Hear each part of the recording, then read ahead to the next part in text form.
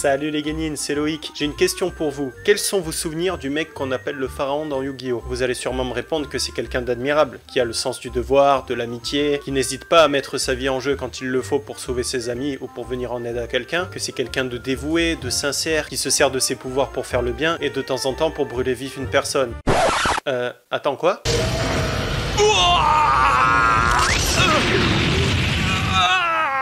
Ok, alors je récapitule. Aujourd'hui, je vais détruire votre enfance.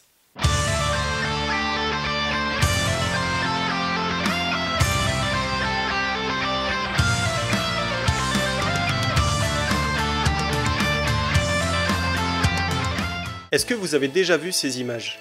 Non? Vous en faites pas, c'est tout à fait normal. En fait, c'est parce que 4Kids, l'émission où on regardait Yu-Gi-Oh quand on était petit, a censuré complètement une saison entière de Yu-Gi-Oh, car elle a été jugée trop violente et immorale. Et en vrai, quand tu vois les premiers épisodes, franchement, tu comprends pourquoi. Donc aujourd'hui, on va s'intéresser à cette fameuse saison de Yu-Gi-Oh, la saison 0, et on va s'intéresser à toutes les différences qu'il peut y avoir avec l'anime original qu'on connaît. Comme dans l'anime que tu connais, Yugi est un lycéen comme les autres, qui met des années à reconstituer le puzzle du Millennium, et qui n'est pas vraiment populaire auprès de ses camarades de classe. Et comme il est persuadé que ce puzzle est doté de pouvoir, il fait le vœu de trouver des amis qui seront sincères, dévoués et avec lesquels il pourra tout partager. Jusqu'au jour où Yugi va leur venir en aide contre la grosse brute du lycée qui s'en prend à eux. Joey est alors touché par le comportement de Yugi et il va lui rendre la pièce du puzzle qu'il lui avait volée. Et c'est là la première différence avec l'anime qu'on connaît. Parce que honnêtement, est-ce que vous vous souvenez de ce mec qui a agressé Yugi et ses potes? Sûrement pas, parce qu'il est apparu genre 15 secondes dans l'anime et on l'a plus vu par la suite. Dans la saison 0, c'est différent, parce que c'est la première personne qui va subir le jeu des ténèbres. Et d'ailleurs, à l'époque, le pharaon n'utilisait pas que le simple jeu de cartes, mais vraiment son pouvoir s'étendait sur tout l'univers du jeu. Dans cette saison, on va aussi voir apparaître le fameux côté pervers des mangas, tu connais, hein. Joey et Tristan cherchent à regarder sous la jupe de Théa. Le grand-père de Yugi est un pervers et il incarne d'ailleurs super bien le rôle du vieux pervers qu'on va retrouver dans la plupart des mangas. A noter aussi que Théa est attirée par Yugi dans l'anime qu'on connaît, alors que dans la saison 0, c'est l'inverse, elle est attirée par le pharaon. Dans la saison 0, Yugi va utiliser ses pouvoirs pour s'en prendre à tous ceux qui attaquent ses amis et il va les punir en retournant leurs faiblesses contre eux-mêmes. Du coup, si tu perds au jeu des ténèbres, tu peux te retrouver soit piégé dans une illusion, soit obligé d'écouter de la musique au point de t'en briser les tympans, ou même encore dans le pire des cas tu peux être brûlé vif. C'est pour ça que honnêtement je sais que vous êtes pas pour la censure, mais moi je pense que là c'était une bonne chose, parce que crois-moi que si la petite tête fragile que j'étais au CP avait vu ce genre d'image, franchement j'en aurais gardé des mauvais souvenirs.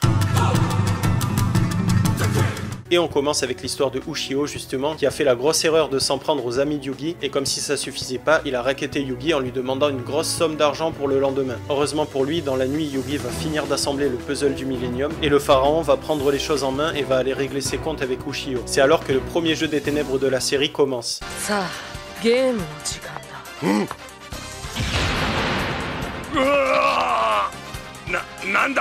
Dans le manga, le jeu consiste à mettre la liasse de billets sur sa main et avec un couteau, il faut essayer de transpercer un maximum de billets. Mais sachant aussi évidemment qu'il y a des risques de se percer la main. Dans la version animée, c'est un petit peu plus soft parce que les deux sont accrochés à une corde, ils doivent tirer une carte chacun leur tour et ils peuvent grimper d'un certain nombre de pas en fonction de la carte qu'ils tirent, sachant que plus tu montes et plus ton adversaire descend. Dans les deux cas, évidemment, Ushio finit par tricher parce qu'il est en train de perdre et donc il subit la sanction des ténèbres de Yugi. Dans le manga, c'est une illusion qui fait croire à Ushio qu'il gagne énormément d'argent, alors que dans l'anime, cette fois, c'est moins soft et il va être torturé jusqu'à nouvel ordre. Et moi j'ai bien aimé la version manga qui nous montre que quelque part la cupidité de l'homme se retourne toujours contre lui et que quand il passe son temps à courir après les richesses, de 1 il va être éternellement insatisfait et de 2 il se rend même pas compte qu'il est en train de perdre tout son temps et de gâcher sa vie car il est aveuglé par l'appât du gain. Et on poursuit avec l'histoire du caméraman un peu fou. En voulant tourner une série qui fera le buzz pour son émission, il choisit de s'en prendre à la personne qui semble la plus fragile du lycée. Évidemment il s'en prend à Yugi, Joey vient à sa rescousse, mais lui aussi il finit par se faire frapper et comme tu le sais on s'en prend pas aux amis de Yugi impunément, donc le caméraman va subir le deuxième jeu des ténèbres. Le jeu ici est très simple, Yugi lance un dé, et si le caméraman arrive à faire un chiffre qui est inférieur ou égal au chiffre de Yugi, il gagne le jeu. Par contre évidemment s'il perd, il subit la sanction des ténèbres. Donc Yugi lance le dé et il fait un 6. Donc le caméraman il est persuadé qu'il a gagné parce qu'il doit faire un chiffre qui est inférieur ou égal à Yugi. Mais Yugi insiste, il lui demande de quand même lancer le dé, d'aller au bout du jeu, et en voulant faire le malin, il va casser son dé qui va se séparer en deux parties distinctes, donc la somme des deux chiffres est égale à 7 et il perd le jeu des ténèbres. Et comme punition, il va subir l'illusion de la mosaïque qui consiste à lui brouiller complètement la vue. Et Yugi va lui dire que comme de toute façon il aime trafiquer la réalité à travers ses films, il vaut mieux lui cacher la vérité à ses yeux. Et on termine avec l'histoire du psychopathe qui a choisi de kidnapper Théa dans le fast-food où elle travaillait. Et c'est là que le pharaon va lancer le troisième jeu des ténèbres. Ce jeu est simple, il faut choisir un seul de ses 10 doigts qui va pouvoir bouger et les autres devront rester immobiles. Le criminel va choisir l'index pour pouvoir presser la détente et Yugi va choisir le pouce pour pouvoir allumer le briquet. Le jeu commence et le criminel lui dit qu'il va va lui laisser le temps d'allumer sa clope avant de presser la détente et de le tuer. Mais Yugi est malin et il choisit d'utiliser le briquet à son avantage pour que l'alcool à 90 degrés puisse s'enflammer et leur laisse la possibilité de s'échapper. Et c'est là qu'on voit que le criminel va finir complètement brûlé vif.